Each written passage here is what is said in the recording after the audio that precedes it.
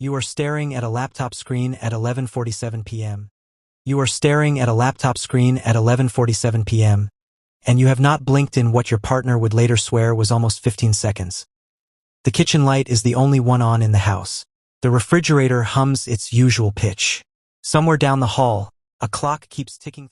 Your hand is still resting on the trackpad, frozen mid-scroll, like you forgot you were touching it 0.3 hours ago. This was an ordinary Tuesday. You picked up milk. You answered an email about a vendor. You told a coworker you'd circle back tomorrow about absolutely nothing important. Nothing in the last 12 hours suggested that tonight, in this kitchen, you would find yourself unable to move. Whatever is on that screen right now has taken 11 years to arrive and about 4 seconds to completely undo the story you've been telling yourself about your own life. What kind of number takes 11 years to build and 4 seconds to change everything? Rewind. Past the silence. Back to where this actually starts. You're 26. Standing in a break room that smells like burnt coffee. Filling out a retirement enrollment form you don't fully understand. A coworker named Priya glances over and says, "Just check the default box." Nobody reads these things. You almost don't. Something, boredom, maybe, or a rare flash of caution, makes you actually read it. You bump your contribution from the 3% default to 12%, mostly because the form says your employer will match part of it. That decision, made in about 90 seconds in a room that no longer exists because the building was sold 2 owners ago, turns out to be the whole story. For a while, it isn't glamorous. Your apartment has 1 working burner on the stove. You drive a car with 140,000 miles on it and a check engine light you've made peace with. You eat the same $2.50 lunch so often that a different coworker starts calling you the sandwich guy. And for years in, you make the one real mistake in this whole story. You take $8,000 out of your safe, boring index fund and put it into a single stock a friend of a friend swears is about to blow up. It doesn't blow up. It falls 60% in 5 months, and you sell it at the bottom out of pure panic. You don't tell anyone. You quietly move whatever's left back into the boring index fund and never touch individual stocks again. It's not the smartest financial decision you'll ever make. You move to a smaller apartment near work to cut your commute and your rent at the same time. A decision that saves you $340 a month. Your contribution rate creeps from 12% to 18% over the years. Here the market falls almost 40%, and you watch your account shrink on a laptop at your kitchen table. There's another year it climbs faster than it ever has, and you don't celebrate that either because by then you've mostly stopped looking. Which brings us back to tonight.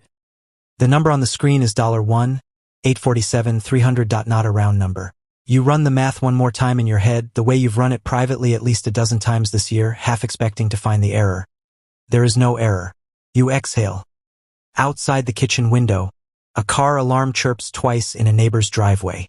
A dog barks at nothing in particular. The next morning, in a glass-walled office on the 4th floor, your manager calls you in before you've finished your coffee. He's smiling the way people smile when they think they're about to make your whole month. Senior title. A real number attached to it. You say you're honored. You say you need a few days. He blinks. Nobody takes days to think over money like this. In the break room, Priya, older now, still there, asks half-joking if you're too good for us. Your manager stops by your desk twice in one afternoon, casually, the way people check on something they suspect is slipping. You don't have an answer that doesn't require explaining the number. Here's the part most people get wrong when they picture a story like this. There was no windfall, no inheritance from a relative you barely knew. A contribution rate that crept from 12% to 18% over a decade.